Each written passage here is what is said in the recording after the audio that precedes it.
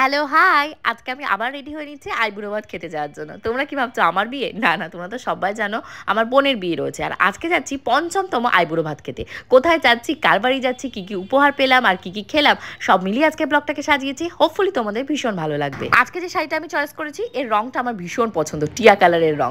আর তার সাথে কিন্তু কম্বিনেশন করা রয়েছে পিঙ্ক কালারের। আর ব্লাউজটাও আমি পিঙ্ক কালারই চয়েস করেছি। এর ব্লাউজ পিসটা না এখনো কেটে বানানো হয়। আর এই সুন্দর শাড়িটার সাথে কম্বিনেশন করে আজকে এই পলার যে নেকলেসটা সোনার সেটা পরছি। তোমাদের কি মনে হয় এটা আমাকে কেউ দিয়েছে? হ্যাঁ, এটা কিন্তু আমাকে আমার বোনই উপহারে দিয়েছিল কোনো এক বছর জন্মদিনে।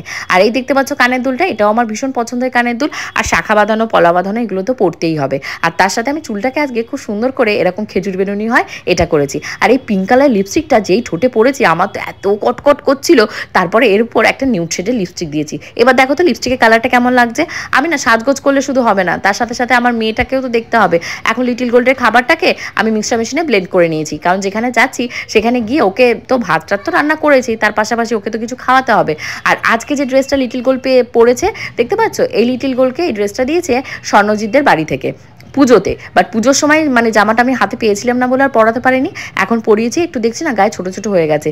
মেয়ে মানুষ তো দেখতে দেখতে বড় হয়ে যাচ্ছে, ঠিক যেমন আমার বোন পূজা। এই যেন সেদিনকার কথা, ওর সাথে আমি খেলাধুলা করতাম, মেলায় ঘুরতে যেতাম, পার্কে যেতাম, কত কিছু করতাম, শপিংয়ে যেতাম। আজকে দেখতে দেখতে দেখো শাড়িটারি পরে পাশে হবু বরকে নিয়ে চলে যাচ্ছে পঞ্চমতম আইবুড়ো ভাত খেতে। আর আইবুড়ো ভাতে যাবো আর আমি একটা কেক কিনবো না তা তো হয় না। পূজা স্বর্ণ মিষ্টি দই এগুলো কিনে নিয়ে এসছে আর আমি কেক কিনছি। কেক কিনতে এসে লিটিল গোল্ডি কিন্তু আজকে আমাদের কেকের ফ্লেভারটা পছন্দ করে দিয়েছে।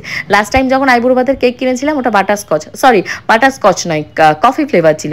আর আজকে চকলেট নিচ্ছিলাম, তখন লিটিল গোল্ড বলছে না না না না ম্যাঙ্গো ফ্লেভার নেবো। তারপর কিন্তু ফাইনালি আমরা ম্যাঙ্গো ফ্লেভারই কেকটাকে নিয়েছি। আর কেকের উপর কিন্তু একদমই ভুলে যায়নি আইবুড়ো ভাত লিখতে। এখন বেজে গেছে বেলা তোমাদের প্রায় 2:30-এর কাছাকাছি। অ্যাকচুয়ালি কি হচ্ছে বলো তো, প্রত্যেক বাড়ি কোনো না কোনো বাড়িতে আইবুড়ো ভাত খেতে যেতে আমাদের এরকম বেলা 2-2:30 বেজেই যাচ্ছে।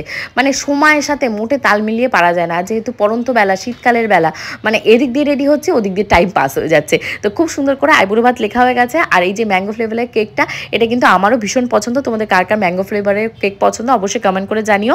এখন আমরা চলে এসেছি এই যে দিদির বাড়িতে আসতেই দিদির মেয়েরা সবাই ছুটে এসছে আমাদেরকে নেওয়ার জন্য। আজকে অ্যাকচুয়ালি আমরা চলে এসেছি বারাসাতের কাজীপাড়াতে। আমার পিস্তত দিদি যে রয়েছে সে আজকে পূজাকে আইবুড়ো ভাত দিচ্ছে।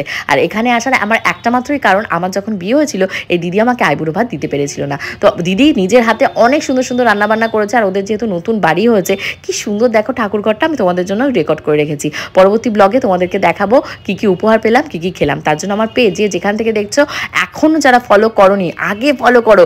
আমার এরকম সুন্দর সুন্দর সাজগোজ, সুন্দর সুন্দর খাওয়া দাওয়া, সুন্দর সুন্দর আইবুড়ো ভাত, আর সব থেকে বড় কথা বিয়ের পর্ব দেখতে হবে না।